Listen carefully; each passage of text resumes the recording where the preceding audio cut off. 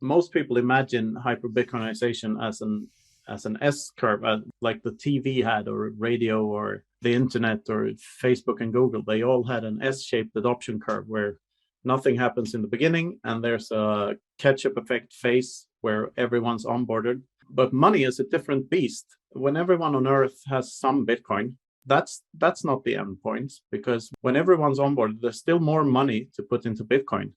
I don't see an endpoint there either, because what we have then is a global sound money free market without interventionism, which is a much, much more well-oiled mechanism for human progress than what we have now. We have to remember that what we're living in now is a handicapped system. It's severely handicapped. It's like a dog on three legs, the world economy. I definitely agree with you on the fact that we have no idea just how much better life is going to be once we take money out of the hands of the state. It's unimaginable for people under living in a mental prison to think about how much life would be better. And I think we can imagine people like us who are into Bitcoin, who have taken the orange pill.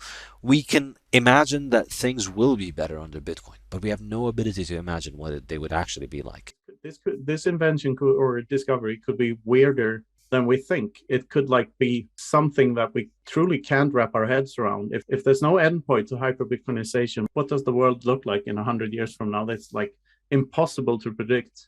Imagine the world after 150 years or 110 years from the gold standard.